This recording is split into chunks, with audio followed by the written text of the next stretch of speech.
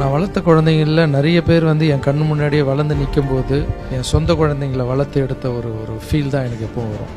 அந்த எல்லா குழந்தைங்களையும் இந்த குழந்தையும் ஒரு குழந்தை. 100 பேருக்கு கிட்ட இளைஞர்கிட்ட கொடுத்து உதவி செய்கிறவங்க நினைக்கிறவங்கக்கிட்ட அப்போவே மாற்றம் இப்போ தானே உங்களுக்கு தெரியும். 1 கோடி ரூபா கொடுத்து 100 இளைஞர்கள் செலக்ட் பண்ணி கொடுங்க அப்படின்னு சொல்லி அப்போவே பண்ணது. அதில் எனக்கு ஒரு லிஸ்ட்டில் பார்த்தீங்கன்னா பாப்பாவுடைய இது வந்தோடனே பார்த்தோடனே அப்துல் கலாம் ஐயா ரேஞ்சுக்கு வந்து ஒரு குழந்தை படிக்கணும்னு ஆசைப்படும் போது அதை நம்ம இந்த டைமில் பண்ணலாம் அப்படின்னு நினச்சி பண்ண விஷயம். பட் நான் கொடுத்தது 1,80,000 ரூபா தான். பட் இப்போ வந்து மரமாக வந்து நிற்கும்போது அவங்களுடைய உழைப்பு தான் அதில் அதிகமாக இருக்குது. ஸோ அவங்க உழைப்புக்கு நான் வந்து மரியாதை. நான் கொடுத்து அவங்களுக்கு உதவி செஞ்சேன்னு சொல்கிறத விட அவங்க இங்கே உருவாகி வந்து இங்கே உக்காந்து எனக்கு மதிப்பு சேர்க்குறாங்க. நீங்களும் ஒரு அப்துல் கலாம் ஐயாவாக மாறி இந்த நாட்டுக்கு நிறைய சேவை பண்ணணும்னு அவனுங்கிற ராகவேந்திர சாமி. கண்டிப்பாக சார், இது ஆல்மோஸ்ட் 10 வருஷம் ஆச்சு. அகெயின் மாஸ்டரோட அண்ணாவோட ஒரு இன்டர்வியூவில் உட்காந்துருக்கிறப்போ ரொம்ப சந்தோஷமாக இருக்குது.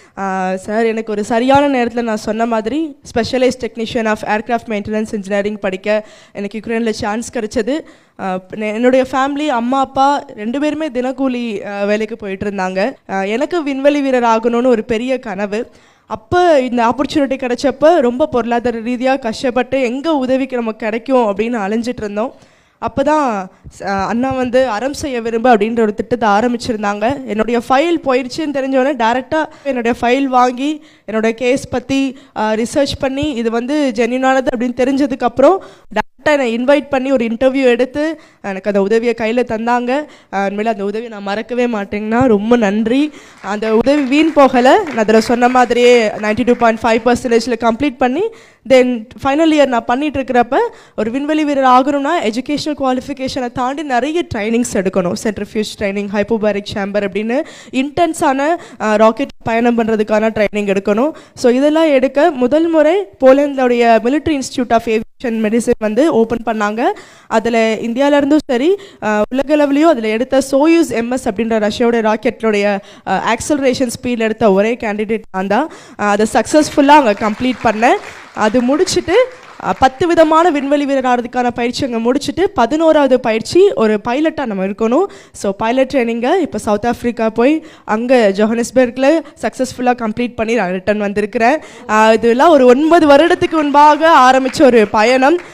இன்னைக்கு வந்து நமக்கு தெரியும் இந்தியாவிலேருந்து விண்வெளி வீரர்கள் அனுப்புறதுக்கு அவங்க ஆரம்பிச்சிருக்கிறாங்க. அடுத்து அவங்க சிவிலியன் மிஷன் கொண்டு வரப்ப நான் இந்த தகுதிகள் எல்லாம் நல்லபடியாக முடிச்சு ரெடியாக இருப்பேன் அப்படின்றதுல தான் அந்த கடைசி ட்ரைனிங் பைலட் ட்ரைனிங் நான் முடிச்சுட்டு வந்திருக்கிறேன். இது முடிச்சுட்டு கூட இப்போ சவுத் ஆஃப்ரிக்கா லைசன்ஸை இந்தியன் லைசன்ஸாக நான் கன்வெர்ட் பண்ணணும். அதுக்கடுத்து கமர்ஷியல் ஏர்லைன்ஸில் எக்ஸ்பீரியன்ஸ்க்காக இதான் ஃபைனல் என்னுடைய ரிக்குவயர்மெண்ட். எக்ஸ்பீரியன்ஸ்க்காக கொஞ்சம் வருஷம் ஒர்க் பண்ணணும். ஸோ இதுதான் என்னுடைய கடைசி ஃபேஸில் நான் இருக்கிறேன். ஸோ இந்த நேரத்தில் ஒரு சக்ஸஸ்ஃபுல்லாக அண்ணா பண்ண உதவி வந்து வீண் போகலை, அதை சரியாக பயன்படுத்தி இங்கே வந்து நின்று இருக்கிறேன் அப்படின்றத வந்து தெரியப்படுத்துறதுக்கு இந்த பிஹைண்ட் வுட்ஸ் ஆப்பர்ச்சுனிட்டி கொடுத்ததுக்கு ரொம்ப நன்றி.